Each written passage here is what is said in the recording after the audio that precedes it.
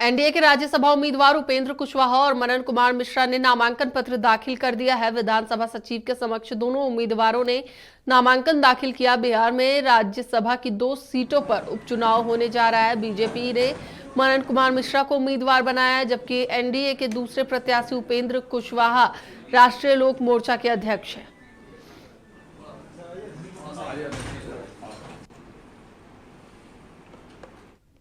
और इसी पर अधिक जानकारी के लिए हमारे साथ हमारे सहयोगी मरगूब आलम जुड़ चुके हैं, उनसे बात करते हैं। मरगूब, आज दोनों ही प्रत्याशियों ने अपना नामांकन कर दिया, उपेंद्र कुशवाहा और मनन कुमार मिश्रा ने, क्या है पूरी जानकारी? देखिए, मनन कुमार मिश्रा भारतीय जनता पार्टी एनडीए के उम्मीदवार हैं और राष्ट्रीय लोक मोर्चा के राष्ट्रीय अध्यक्ष पूर्व केंद्रीय मंत्री उपेंद्र कुशवाहा भी एनडीए के उम्मीदवार हैं। लेकिन मनन कुमार मिश्रा की उम्मीदवारी की घोषणा बीजेपी ने की और एनडीए के तौर पर समर्थन उपेंद्र कुशवाहा को सभी लोगों ने समर्थन पत्र दिया।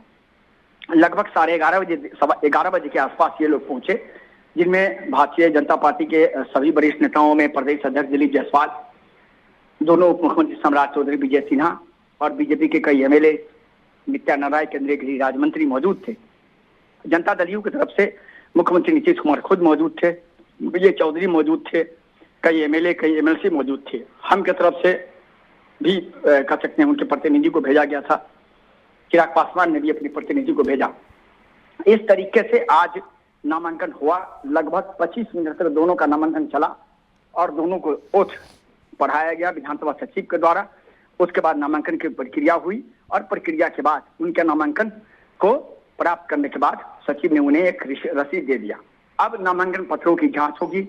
जांच के बाद, क्योंकि 2 ही नामांकन अगर हुए 3 बजे दिन तक, तो जांच के बाद यह स्पष्ट हो जाएगा कि दोनों को निर्विरोध सर्टिफिकेट दे दिया जाएगा। लेकिन ये होगा जिस दिन नामांकन वापसी की अंतिम तिथि है उस दिन।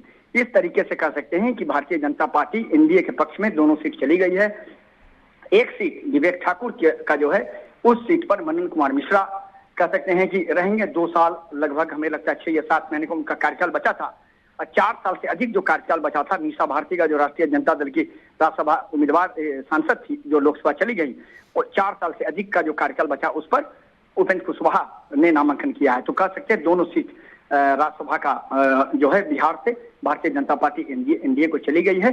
लगभग 1 घंटा 10 मिनट के बाद नामांकन खत्म हुआ। उसके बाद कह सकते हैं कि मुख्यमंत्री नीतीश कुमार के साथ साथ सभी बड़े नेता अपने अपने आवास के लिए निकल गए। तो फिलहाल दोनों सीटें एनडीए को चली गई हैं। 3 बजे दिन तक अगर कोई नामांकन नहीं होता है तो दोनों निर्विरोध चुन लिए जाएंगे। जी चलिए, बिल्कुल, बहुत बहुत धन्यवाद मरगूब पूरी जानकारी के लिए। एक बार फिर से आपको बता दें कि एनडीए के दोनों उम्मीदवारों ने नामांकन कर दिया है।